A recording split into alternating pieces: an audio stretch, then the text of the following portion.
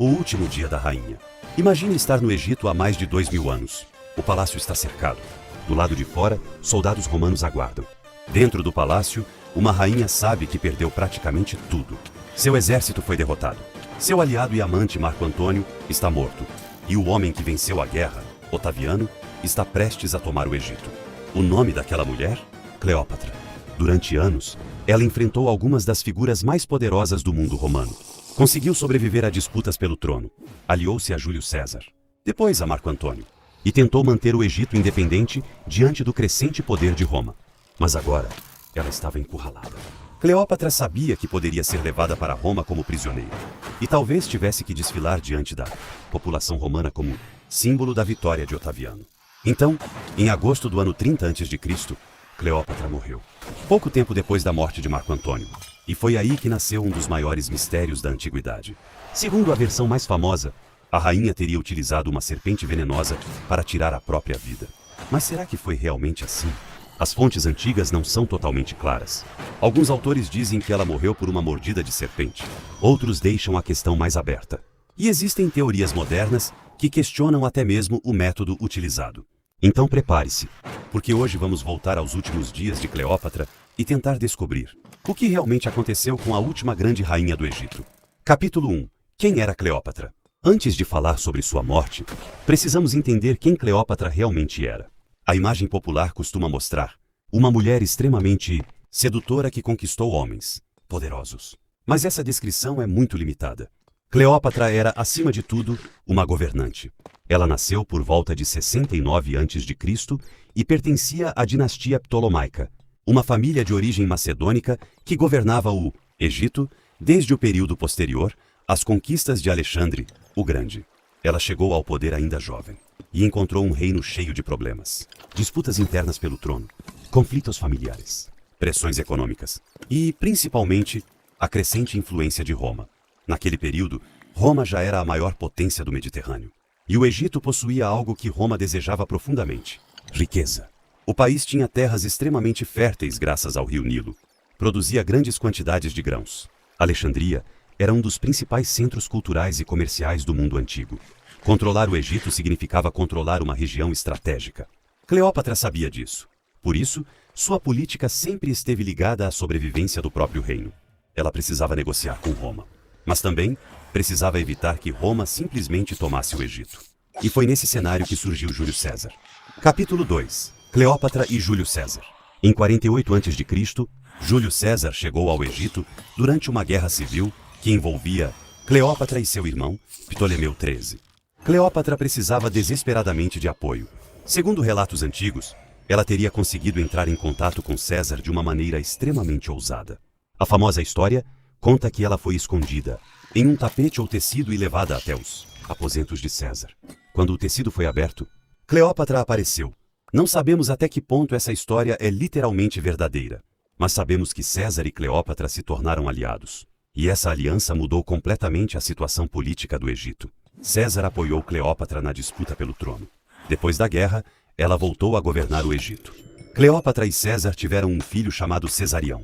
Durante algum tempo, parecia que a rainha havia conseguido aquilo que precisava: proteção romana. Mas em 44 a.C., Júlio César foi assassinado em Roma.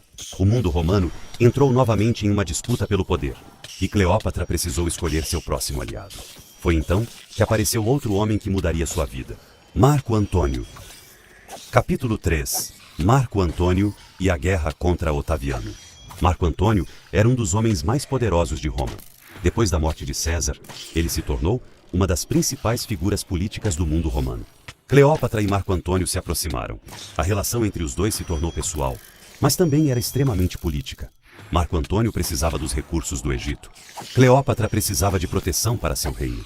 Durante anos, os dois permaneceram aliados. Tiveram filhos. E Cleópatra continuou tentando fortalecer sua posição. Mas em Roma, havia outro homem crescendo em poder: Otaviano.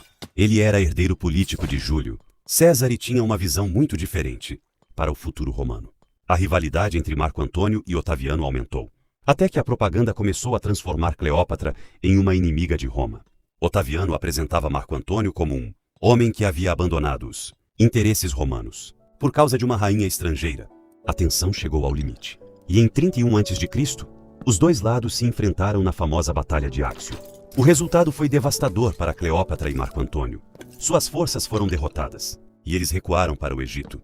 Mas Otaviano não iria parar. Capítulo 4. A queda do Egito. 1 ano depois, Otaviano chegou ao Egito. As forças de Cleópatra e Marco Antônio estavam enfraquecidas. A situação era desesperadora. Marco Antônio tentou resistir, mas seus próprios soldados começaram a abandonar sua causa. Quando percebeu que a guerra estava perdida, Marco Antônio recebeu uma informação devastadora.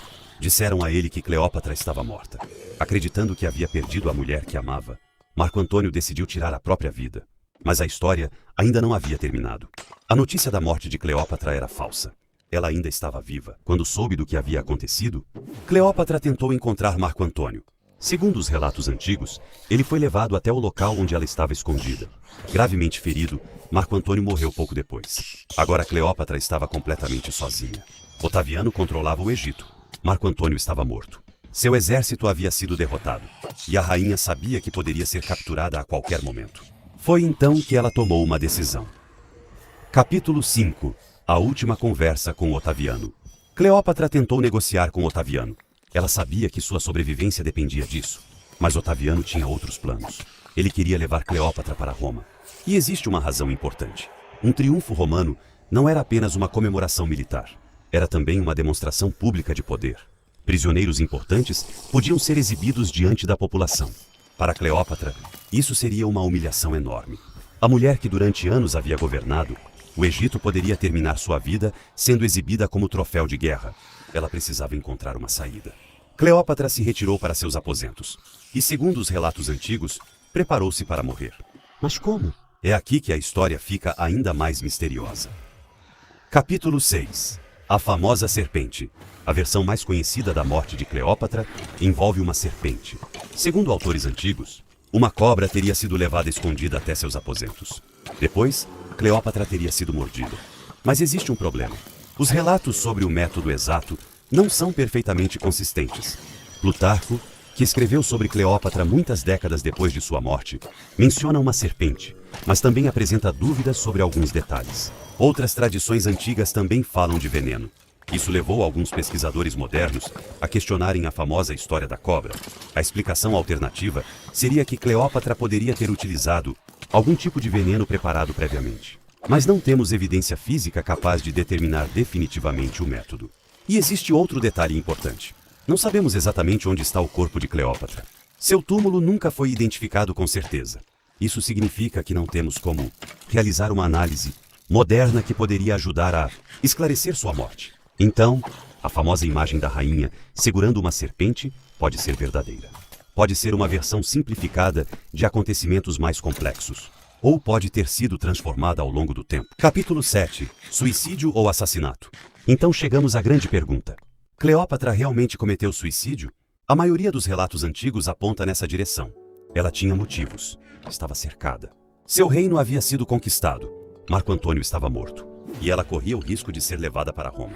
Além disso, Otaviano tinha interesse em manter Cleópatra viva apenas enquanto ela fosse útil para seu triunfo.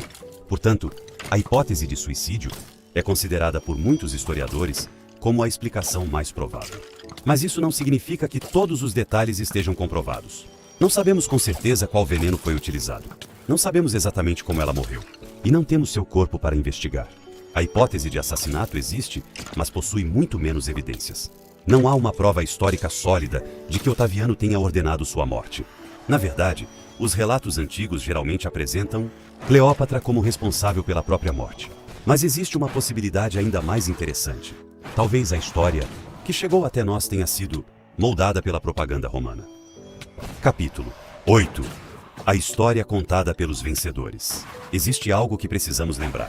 Cleópatra perdeu, Otaviano venceu. E quando um conflito termina, a versão dos vencedores costuma ter muito mais chances de sobreviver. A propaganda de Otaviano retratou Cleópatra como uma ameaça estrangeira, uma rainha sedutora que teria desviado Marco Antônio de seus deveres romanos. Essa imagem permaneceu por séculos e ajudou a transformar Cleópatra em uma personagem quase lendária. Mas quando analisamos sua vida de forma mais cuidadosa, encontramos uma governante tentando sobreviver em um mundo dominado por uma potência estrangeira. Ela falava vários idiomas. Participava diretamente da política, negociava com líderes romanos e lutava para preservar a independência do Egito. Isso não significa que Cleópatra tenha sido uma heroína perfeita. Ela também tomou decisões políticas controversas. Mas sua história é muito mais complexa do que a simples imagem de uma mulher que conquistava homens. Conclusão. O mistério que sobrou. Mais de 2000 anos depois, ainda não sabemos todos os detalhes da morte de Cleópatra. A versão mais aceita é que ela tirou a própria vida.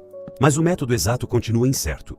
A famosa serpente pode ter feito parte da história, ou pode ter sido apenas um detalhe transformado em símbolo ao longo dos séculos. Seu túmulo também permanece desaparecido, e talvez seja justamente isso que tornou Cleópatra uma das personagens mais fascinantes da história. Ela morreu, mas sua história continuou viva. Roma conquistou o Egito. Otaviano se tornou Augusto, o primeiro imperador romano. E Cleópatra passou para a memória como a última grande governante da dinastia ptolomaica. Mas talvez a maior ironia seja esta. Roma conseguiu conquistar seu reino, mas nunca conseguiu apagar seu nome. Até hoje, continuamos procurando respostas. Quem sabe um dia seu túmulo seja encontrado. Quem sabe uma nova descoberta arqueológica revele detalhes que desconhecemos. Ou talvez o verdadeiro mistério de Cleópatra permaneça enterrado para sempre. Agora eu quero saber a sua opinião.